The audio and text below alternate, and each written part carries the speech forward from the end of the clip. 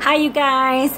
Okay, so here we are again, and I'll finish my story regarding being at the seminar and the weeds in our head. And so the guy had told me, I said, well, do they ever go away? You know, I didn't want to feel the way I was feeling, like angry that day and resistance. And he says, no, they never go away. However, they go from being these little bushels to these little 1 foot, 2 feet tall weeds to these 6-inch weeds. And the more that you train your mind, the more that you prime your own self, he said, the more that you find yourself being able to notice when it barely wants to creep up and over. When it wants to crack through the dirt and surface up, you start noticing them. So they no longer hijack your brain, your mind. And so at that point, you start having mastery over yourself. You start having mastery over your thought process.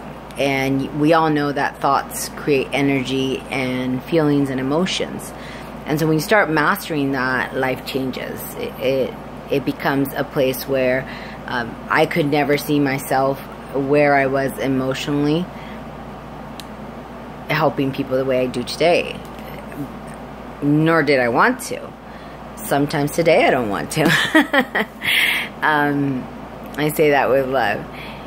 And that's the thing, you know, you really start to master that you give meaning to life. You give meaning to things.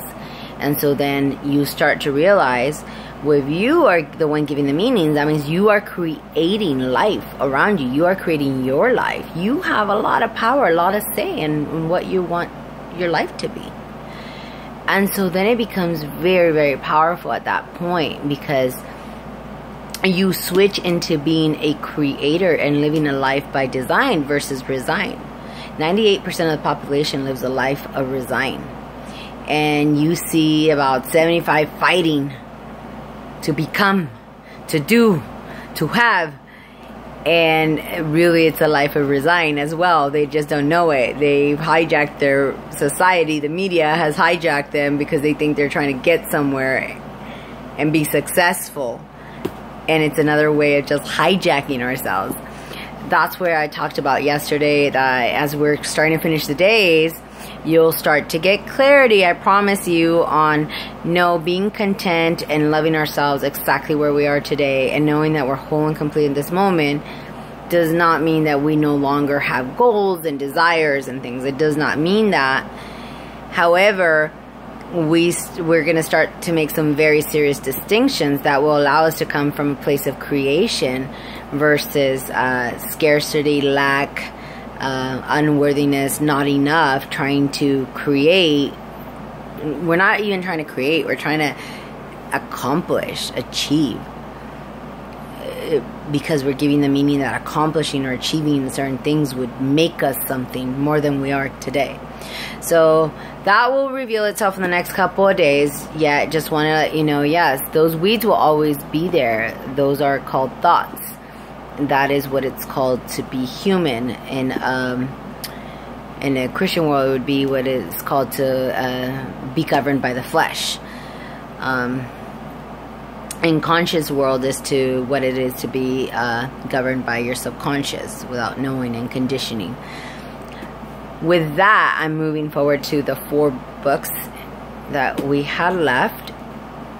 And this one just kind of really hones into breaking the habit of being yourself, Dr. Joe Dispenza. Also, another great author that has a lot of great videos that you can follow on YouTube. He is amazing.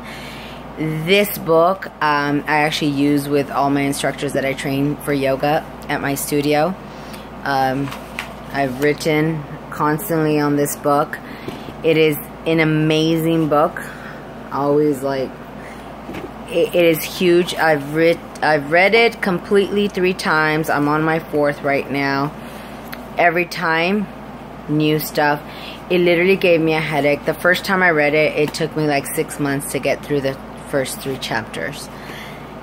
Explains things from a scientific perspective as to how our brain works It's an amazing book, not easy. Second one up, just as hard. Sometimes I can only read a page or two, and I have to stop to digest what I just read. It's A Course in Miracle. They actually have a course on YouTube that you can follow with this book. It is amazing. At the end of the book, it has work lessons that you can do on the daily. It has 365 lessons. So every day. This book takes some serious commitment. I would say try to read 2, 3, or 4 of the easier ones that I gave you, and maybe make this a goal to start on January 1st, 2018. I was thinking of leading this book in 2018. I haven't decided. It would be free and we would just read, and it's an amazing book. It totally changed my life. Through this book, I learned a lot of things. We are taught that, oh, we have to forgive those people that hurt us. What I ended up getting from this book is that I have nothing to forgive to anyone. For me to think that is actually wicked. Now, that is something very harsh to say. And so, I just invite you to just say, I've trained people where I've done lessons with them in their homes, and I've heard months after that when they're happier that they tell me they wanted to kick me out of their house when I said that. So this book is pretty amazing. It helped me realize I had nothing to forgive to my offenders, and that all situations are actually gifts. The next one up, oh my God, Power versus Force. This one gets a little bit out there. David Hawkins is very controversial. It is not Scientology. This book is not Scientology at all. It is a book about consciousness, and people fear the things that they don't understand or that they don't know. People fear change. It is by far one of the most amazing books. It really made me understand. Being a Latina, I was raised that I have to work hard to achieve. I have to work hard to receive. I have to work hard to merit. And I learned how I basically led my life from force and not from my power. And that book tremendously made distinctions that have changed how I take on life in a beautiful way. I'm actually enjoying life now versus this workhorse kind of mentality. This is my last one. It's all beat up. It was actually a gift from one of you on this journey with me on this 40 days. I'm just gonna say maybe leave this one for last. When I first started reading it, I was like, I know this, I know this, I know this, I know this, I know this. And I know the worst thing to say when I'm reading something is I know. And I was like, I know all this stuff, but how? How do you do that? And blew my mind.